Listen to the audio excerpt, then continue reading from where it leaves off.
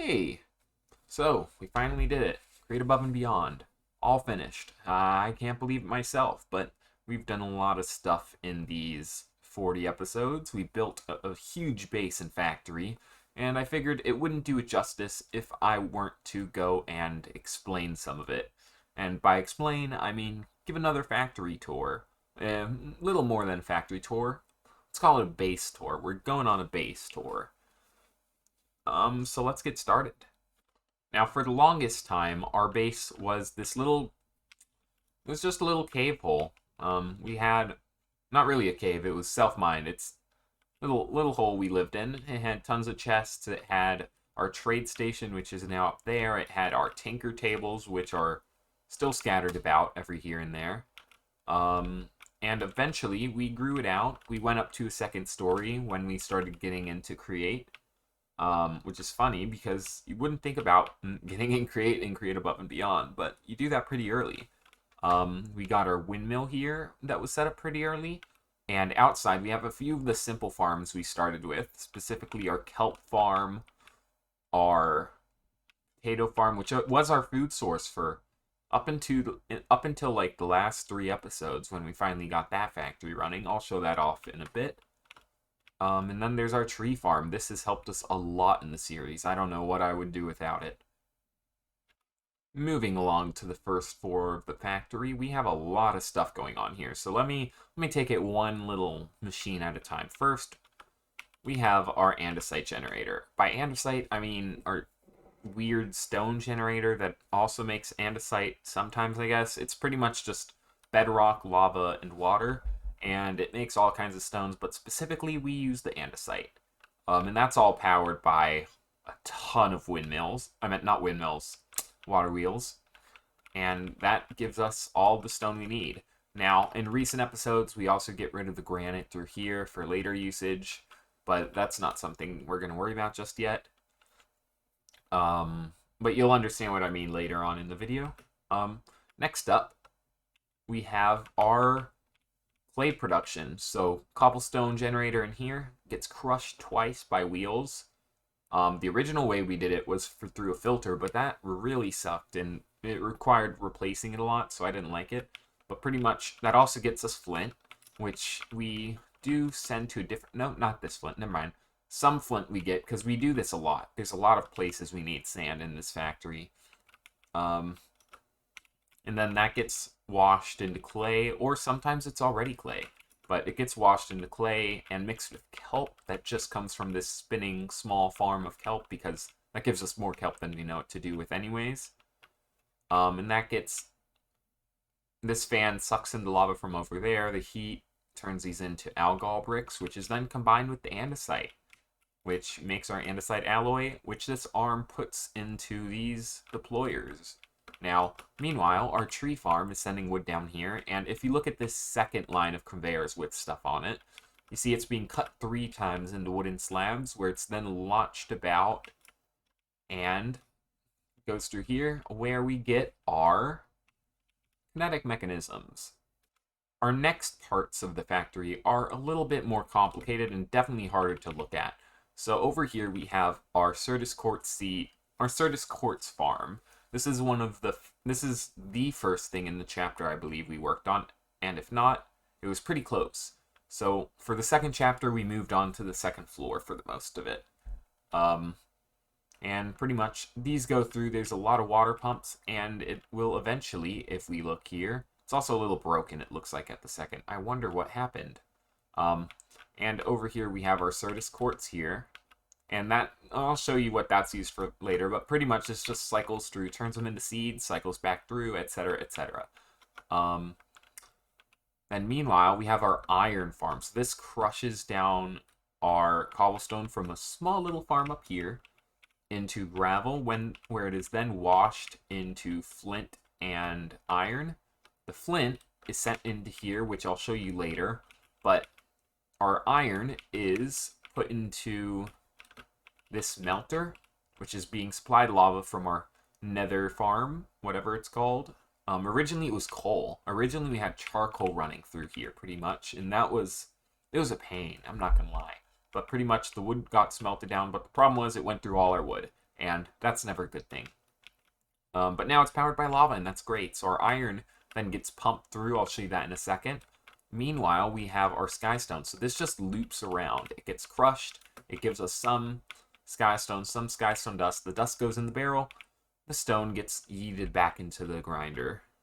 Then this skystone is mixed with water into skystone solution, then mixed with the charged service quartz, which is over here. It's just being cycled through a charger, which is being powered by the same lava. And that makes the stabilized redstone, which then gets put into this barrel along with the pure Certus quartz, where it outputs onto here. Let's see it go. And we get our polished rose quartz. There we go. And look at that. It gets turned into our proton container. I don't remember what they're called, I'm not going to lie. It had a weird, like, sciencey name. But these are then fed into here, where, as you can see, a kinetic mechanism flying through, and it's going to be turned into...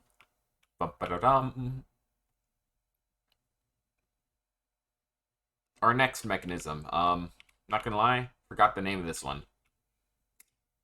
Yeah, I don't know how I could forget it. Hold on. What was it? Precision mechanism. That's the one. Yeah, and those precision mechanisms are very fun to make, aren't they? They ended up being the final bottleneck in our factory. Moving on from that, we didn't straight go into Chapter 3. We took a little side quest into the second half of Chapter 1, which was sealed mechanisms. Originally, we had just a system up there that made our cured rubber, or like, just our rubber was made up there, but now it's made down here.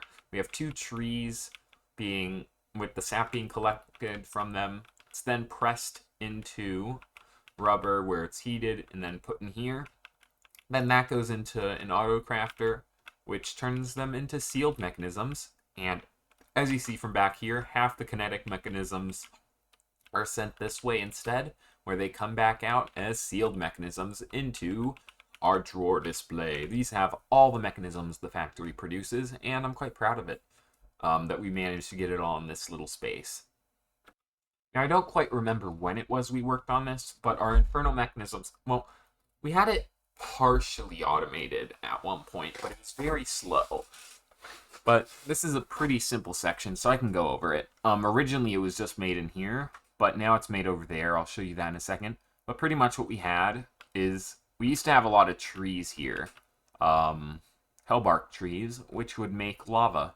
But now, all that really matters over here is that we're mixing up the two vines that are being farmed here into liquid soul, or whatever it's called. And that goes in this tank here. The lava is also being pumped into this tank. All those come over here, and as we see our precision mechanisms being split into two, we have the line right here where it is turned into infernal mechanisms and also put into the drawer display. Now, I'm not going to lie, this part of the factory is confusing to say the least, but it works. This is when we stopped redoing the sections of the factory, because originally I would redo the sections of the factory after I finished the chapter, or like got a bit ahead, because it would make it a lot more organized. But I didn't do that from here on because it just felt like a waste of time. It was so big, and like it was a real task to complete it too. So first up, we have 3 of these fern machines. I believe one of these was almost our main bottleneck, but it wasn't. So pretty much in here we have our spirit flame. It's being fed our pretty much the fern leaves, which then turn into whole ferns. They get chopped up by a knife, which apparently never depletes, and put into this barrel where there's 2 fern leaves. One goes in here, the other goes to recycle it again, and that one, it gets put into this weird thing. So first it goes into this barrel. Wait a minute. No, it doesn't. Does it? I didn't think it did. Oh, wait, no. There's a hopper under the barrel that puts it into here, where then it gets shredded into the powder, and then it gets put into this deployer, which, when powered, which means whenever this hopper is empty, it will be pretty much cooking these into 3 different things. As you notice, these are all different colored slime ferns. This one makes ender dust, which we use for singularities. This one makes gunpowder, which we use for TNT. Or wait, no, this one makes bone meal, which we use for dye. And this one makes gunpowder that we turn into TNT. If you see, this one's still working because it is the bottleneck of this section of the factory. And there's also this area. So we have a cobblestone generator here with an arm here. We have sticks coming from the wood over there. If you remember, there was one line that I didn't really go over. That's what this is powering. So the sticks get auto-crafted. This gets auto-crafted, and then it makes these wheels, which are then crushed into singularities. Meanwhile, we have our ender dust coming up, as well as our TNT coming up. And I don't know if we'll be able to catch it right now. We might be able to. Let's see. Is there... Nope, we're not going to catch it. It's okay. It looks like we're out of something. Maybe? What are we out of? Whatever we're out of, I don't really care. But for the most part, all that you need to know, TNT drops, both of them explode, and we get our singularity thingies, which then go up here after being mixed with the dye coming from the flowers that were made with the bone meal over there. Then we get our colorful singularities crushed up into color balls, where they are then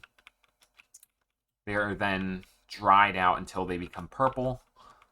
Meanwhile, that stuff's getting destroyed over here by a piston on a timer. And those are made into chromatic compound, which are then dumped into our beacon. We got our beacon from cheesing the Wither fight. It was a very loud fight for me. Luckily, it didn't come through in the VOD. But that makes our refined radiance, which is then pressed and crafted into the coils, which we use down here. Right here. It's real hard to see this part, but right here, this is where the coils are used. They get brought all the way from up here. If we look, this is the line they normally go on. And yeah, that's pretty much it for that part of the factory. Now, for this next part, we have alchemy. So alchemy is a custom thing created above and beyond where you can transmute things. After going through a lot of alchemy tests, if you are interested in alchemy, by the way, take a look at my video on it. I have a great tutorial on the topic, which goes over pretty much everything you'll need to know if you want to pretty much skip Chapter 4. I'm not kidding. It's that easy to skip Chapter 4. If you're lucky. If you're unlucky, but almost all of the stuff in there can be automated, for the most part. So over here, in my world, in order to get silicon, you can blast with these things. You blast it with like these energy ray beam whatevers from the Invar machines, along with a chaos catalyst in this hopper minecart, and your world's regent, mine being orange. So I just need orange. Where can I get orange? Orange flowers or pumpkins. So I have pumpkins coming in from this ender chest from our great pumpkin tower. You can't see it from here. I'll show it to you guys in a few minutes. And that gets bottled up by glass, which is produced by the same sand over there that is making the TNT. Also, the flint that's used for making the TNT is put into an ender chest, which we'll go over in a minute. How we make our enderium machine whatevers. But pretty much this makes silicon, and it's that easy. We got our silicon. We don't need 500 machines to make it. It's wonderful. But then it just gets pressed into these and brought down where they make our next set of mechanisms right over here. These are the final set of mechanisms you need in this, but they take a long time to make. So yeah, we aren't seeing any right now because we're completely out of inductive mechanisms, but these are our what's it called? There are math mechanisms. Let's call them those. Why not? To be fair though, I'm pretty sure they're called computation mechanisms? No, they're not. They are called... Nope, not Abtruse. Calculation mechanisms. I was close. And pretty much, we split it here, have them get smelted into liquid form, where they are then sent into this tank. I'll show you where that goes later. But that's pretty much it for this part, how we get those. Meanwhile, back on this side of the factory, after we cleaned up this part of the factory, we had a lot of room here. We do not have that room anymore. It is used for our abtruse mechanisms. Now, in order to make abtruse mechanisms, as you saw when I looked through JEI, we need to smelt them up with enderium, pretty much. So, we need to make enderium. How do we make enderium? We need silver, we need poise, and we need ender dust. Ender dust we have out the wazoo over there from our slimy ferns. The poise bushes are done here through these 3 machines, which pretty much turn them into different things, eventually duplicating them, where it is then cycled back around. Meanwhile, our silver is done over here. We have our flint. Also, we have flint coming in from an ender chest right here, from the sand part of the factory. So those are crushed into these tiles, which are then sold for silver, melted down into silver ingots over here, and turned into enderium. And if you look over here, we have our alloy smelter, which takes in the mechanisms from this side, the enderium from this side, and turns them into our mechanisms. Yay! From here, that is where we go into our ME system. We made it pretty fast. It's a pretty simple system. Over here we have our lava being pulled from the nether. We have the ME system itself. We filled up on the drives. It's pretty nice. We are not running out of those anytime soon. I say that, but we only have one completely empty drive. And then we have this staircase. So in the past, I want to say like 10 or so episodes or VODs, we made this area. So in order to beat the game, you need 8 of these things called liquefied logic processor, or whatever it's called. So earlier, you saw we were melting the calculation mechanisms. Yeah, so we need a lot of that. Specifically, like an absolute metric ton of it. So we put it through here, where it is separated into all these things that make math stuff. And pretty much, for every micro bucket or something, we can make one of these things. So we make 3 divided by 3. That goes to the autocrafters. We get a 1. It gets sent down. We also have 3 minus over here being made. That makes it 2. That goes into the smelter. And pretty much that's done for every number from 0 to 9. And then the smelter, he just combines it. Oh, never mind. Spectator mode does not like Tinker's Construct, I guess. Good to know. Pretty much, this is our control panel. We choose what we want to make based on what we have in the smelter and what we need. And we have to alloy, like, a ton of them. As I mentioned, each one of these little things is only like a micro bucket or whatever. Millibucket. And we need 8 buckets in order to make our rocket ship. Meanwhile, if we look over here, we have our pellets. They're not being made here anymore, but for the most part, it was water being put into this thing, which we can't access either. It's fine. And then they would get smashed down over a heated thing, which, again, you can't see. Over here, we had oxygen, which is also no longer being made because, again, we needed the stuff. But pretty much that would just, you put water in, it cycles the brass and, not brass, the zinc and copper stuff through it, and it would just make oxygen and hydrogen from water. We would empty out the hydrogen, the oxygen would be bucketed up by us. We only brought 8 with us. This is our spacesuit that we left because we're not that smart. And up here is the pumpkin farm. So if we look down here, we got our pumpkin farm. We got like 6 layers of pumpkin. It's all put into this ender chest that powers our silicon production. Originally, we were just going to do the flowers, which were being infinitely made using, like, not bone meal, but, like, electricity, I guess. But, yeah. So that helped us ramp up production when we needed to get those things. done. And finally, we look at the Sandwich Factory. The Sandwich Factory is nice. So this is our Buddy Gummy Surprise. Nope, that's not how it goes. This is our Buddy Cookie Gapple Surprise Factory. So, as the name implies, it's made of gapples, cookies, and buddy beans. So pretty much what we have here is we're using a nice part of the Create mod called the Test of Patience. So this is a barrel that includes another barrel of itself, and they all have a loot pool in them, which gives us paper and a barrel inside of it that has the same stats, as well as sometimes gives cookies and apples and pufferfish. So we take out the cookies and apples. The cookies are put into our culinary table. Our apples are put here where they're covered in gold and then put into the culinary table. And meanwhile, we got buddy beans coming in, which are put into the culinary table as well. Our buddy beans are made on this floor of the pumpkin tower where we get wheat. And sometimes buddy beans because my mod is broken. Oh, by the way, I made buddy cards, which is why I'm so obsessed with them, obviously.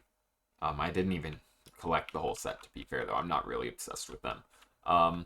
So over here we have that being filtered out, and pretty much that's how we get the buddy beans. Over here we have our andesite cobblestone and our clay from the factory downstairs, which I did show quickly or in the beginning of this tour, and that's being cooked into terracotta. Yeah, I guess it makes terracotta for whatever reason, and then we crush it down. Well, it makes terracotta and it makes granite. That gets crushed down into red sand, which is washed, and sometimes we get gold, which is melted and put into the apples. And lastly, we've got our space thing. Our space thing that, I'm not gonna lie, our rocket is gone and we're never getting it back. Yeah. So I guess that's, for the most part, that's it. We have had a very nice series. A lot of stuff has gone on. And I hope that you enjoyed this world tour, and maybe it even helped you out with how you plan to go about doing something. I mean, to be fair, I didn't go into too much detail on how everything worked, but for the most part, it should have been pretty self-explanatory. And without further ado, I hope you enjoyed this series. If you didn't enjoy this series, I hope you at least enjoyed the world tour. And with that, I am off. So take care and have fun. Bye.